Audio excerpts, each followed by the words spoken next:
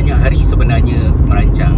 Bila keluar hantar anak ke sekolah, saya nak bawa external microphone supaya rakaman dalam kereta dapat audio yang lebih baik dan tak adalah menangkap banyak sangat bunyi bising keliling ni kan. Tapi asyik terlupa saja sehingga hari ini.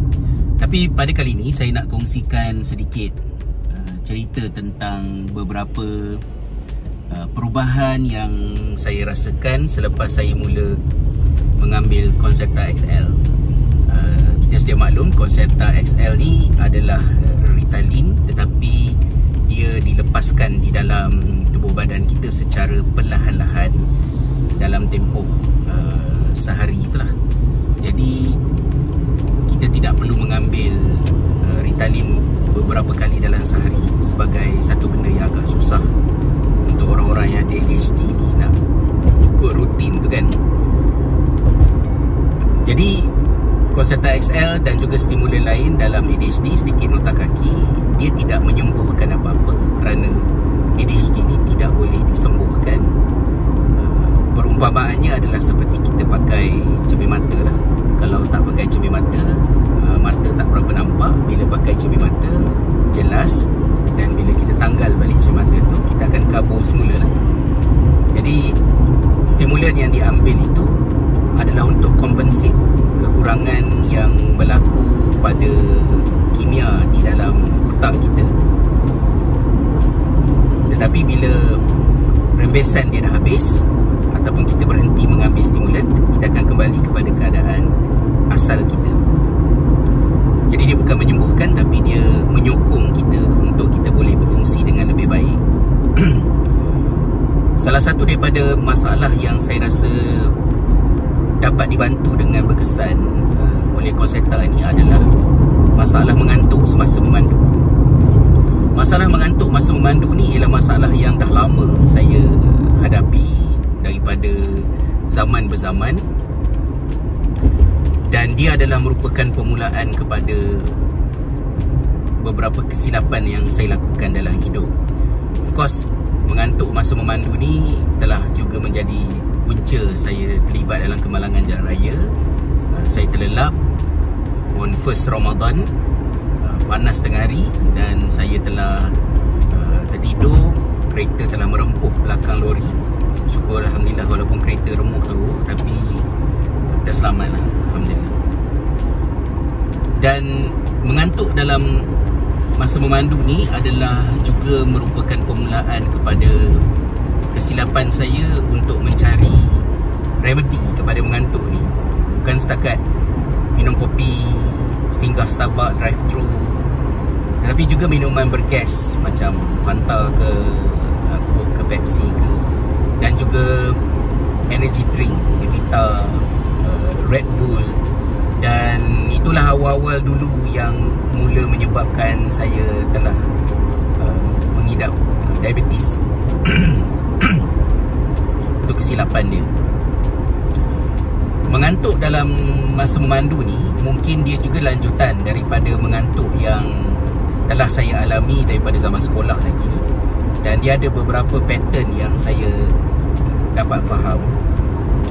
Rasa mengantuk tu akan hilang sama ada ketika saya berada di dalam subjek yang sangat menarik, matematik ataupun kerja-kerja di makmal. Dan yang keduanya, kalau saya bertukar ke tempat baru. Bila saya berpindah daripada sekolah Izzuddin Shah ke Smart Labu, beberapa bulan yang pertama saya tak mengantuk, kemudian mengantuk. Sama juga bila sambung belajar di Jordan, awal-awal saya tak mengantuk, tapi lama-lama tu dia mengantuk. Mengantuk tu datang balik apabila kita mula rasa selesa dan kita tak ada lagi dah macam consciously nak fikir tentang sekeliling kita.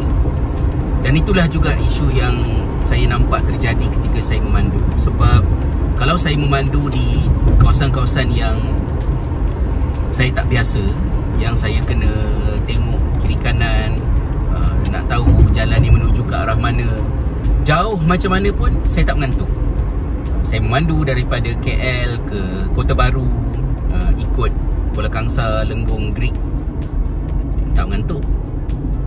Tapi bila highway ataupun jalan yang hari-hari kita lalu, walaupun bukan highway, mengantuk tu akan datang balik. Sama ada kat Malaysia dulu ataupun even dekat island sekarang ni.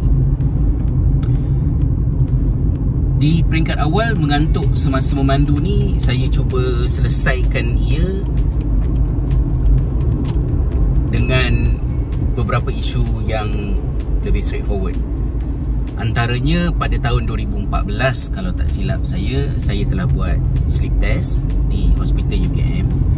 Dan ketika buat sleep test itu memang sangat jelas saya mengalami OSA, gangguan pernafasan semasa tidur. Kerana apabila saya tidur, pernafasan saya terhenti lebih daripada 20 kali dalam 1 minit. Agak severe. Dan kali pertama saya menggunakan CPAP machine ketika di hospital, memang ketara lah, terus hilang masalah berkenaan. Dan bila saya mula menggunakan CPAP, terjadilah kita kata yang wow moment tu. Sebab ya Allah, rasa mengantuk, lesu sepanjang hari, tak kira lah tidur banyak mana sekalipun, pada sebelah malam hilang. Segar bila bangun pagi, Alhamdulillah. Dan sehingga sekarang saya masih lagi terus menggunakan CPAP machine semasa tidur. Tetapi menyelesaikan masalah OSA ni, sleep apnea ni, dia tidak menghilangkan masalah mengantuk tadi. Saya masih lagi mengantuk bila memandu. Jadi di island ni, bila saya pergi ke Dublin, kita ikut jalan M7 dan N7, memang mengantuk lah. Saya cari jalan, kalau tak terkejar-kejar ke, cuaca tak teruk ke, saya akan balik ikut jalan belakang dekat Blessington Road. Jauh, tapi dia dapat membantu menghilangkan rasa mengantuk ni tadi. Jadi mengantuk tak mengantuk itu, dia pattern dia menunjukkan bila sesuatu itu menarik, stimulating, ada banyak benda yang saya kena perhatikan, maka saya tidak mengalami masalah mengantuk. Tapi bila di autopilot, bila kita tak ada nak kena tengok banyak benda sangat, dan masalah mengantuk itu datang semula. Itu adalah mungkin satu daripada kepingan puzzle yang menggambarkan masalah besar yang saya hadapi, iaitu kesukaran untuk mengekalkan fokus bila mana satu-satu perkara itu tidak stimulating enough, tidak cukup menarik. Walaupun penting kan, of course lah, masa memandu, diri kita, nyawa penumpang yang ada dalam kereta tak cukup penting ke untuk tidak rasa mengantuk? Tapi memang susah nak lawan. Jadi selepas saya memulakan pengambilan Concepta XL ni, saya tunggulah lebih kurang dalam 2 minggu untuk saya consciously perhatikan keadaan saya memandu. Dan boleh saya katakan bahawa rasa mengantuk semasa memandu itu dapat diselesaikan dengan begitu baik. Walaupun faktor-faktor seperti OSA dah diselesaikan, air circulation dalam kereta juga dah diselesaikan. Saya buka tingkap supaya pengaliran oksigen bagus.